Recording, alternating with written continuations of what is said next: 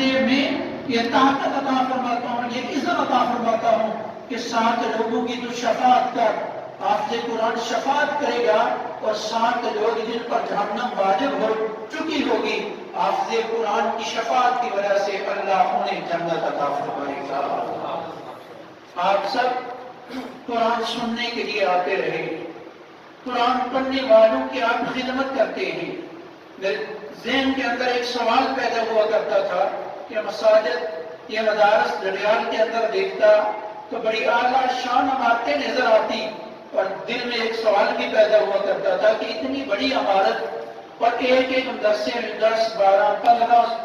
یہی طالب علم پڑھ رہے ہیں، تو یہ سوال کافی عرصہ میرے ذہن میں، میرے دل میں چلتا رہا۔ پچھلے سال رمضان المبارک سے قبل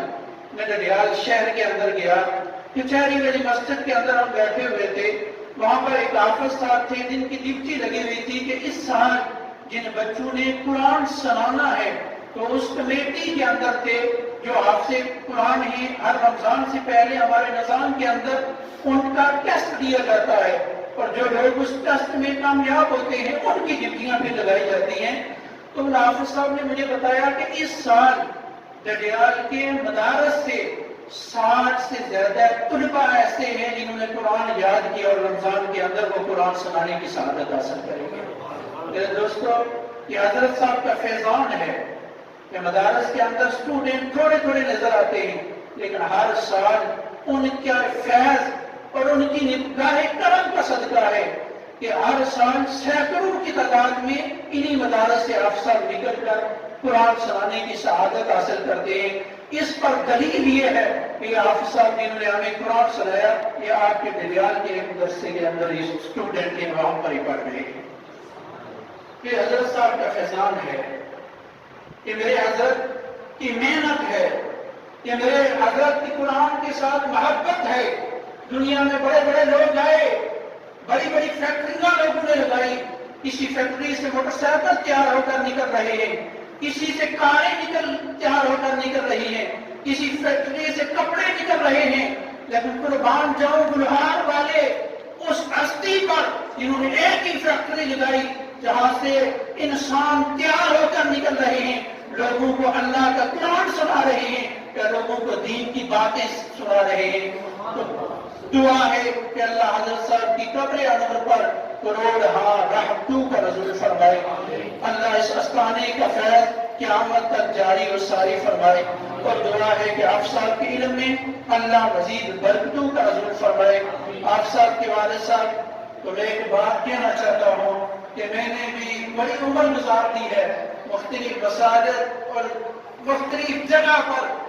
بس دین کے لحاظ سے ڈیوٹیاں کرتا رہا ہوں، تو میں بھی کچھ تجربہ رکھتا ہوں، تو میں نے دیکھا ہوا ہے اور کتابوں کے اندر پڑھا ہوا ہے۔ کوئی ابراہیم علیہ السلام سفر کر کے اپنے بیٹے اسماعیل کے گھر میں آئے تھے،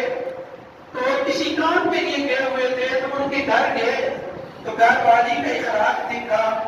اس کی مہمان نوازی دیکھی، بات چیت دیکھی، تو ایک جملہ کہہ کر گئے تھے کہ جب وہ واپس آئے تو ان سے کہہ دینا کہ اپنے گھر کا دروازہ تبدیل کر دو۔ تو جب وہ واپس پلٹ کر آئے تو وہ سمجھ گئے کہ جب وہ آئے تھے تو گھر والی کا دیا اچھا نہ تھا، اخلاق اچھا نہ تھا، اس وجہ سے انہوں نے اشارہ دیا کہ دروازہ تبدیل کر دے۔ کچھ عرصے بعد پھر آئے تو وہ پھر گھر نہ تھے، پھر یہی پیغام دے کر کے جب تیسری مرتبہ آئے تو انہوں نے پیغام دیا تھا کہ اب سب کچھ ٹھیک ہے۔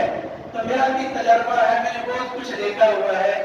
آپ کو یہ پیغام دینا چاہتا ہوں کہ آپ کا بیٹا باادب ہے، یہ مٹی بڑی زرخیز ہے، تو اس پر محنت کرنا، جب محنت کریں گے تو انشاءاللہ ایک دن آئے گا یہ ممبر کے اوپر جلوہ گر ہوں گے اور لوگوں کا دین کا درس دیں گے، کیونکہ میرا بھی ایک تجربہ ہے۔ اور ادب والے جو لوگ ہوتے ہیں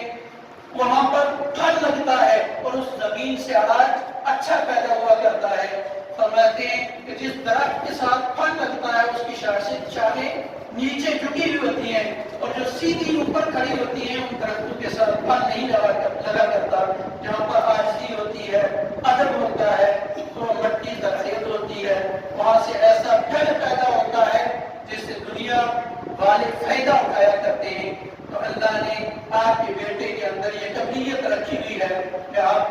مبارکباد دیتا ہوں، قبلہ آپ سب کو مبارکباد دیتا ہوں، آپ سب لوگوں کو مبارکباد دیتا ہوں۔ آپ قرآن سنتے رہے، عارف صاحب تشریف لائے، قاری بشیر صاحب، محترم افتخار صاحب، ماسٹر صاحب اور آپ سب احباب جو یہاں پر تعاون کرتے رہے، شہبان صاحب، ڈاکٹر امجد صاحب، جاوید صاحب، سب دوست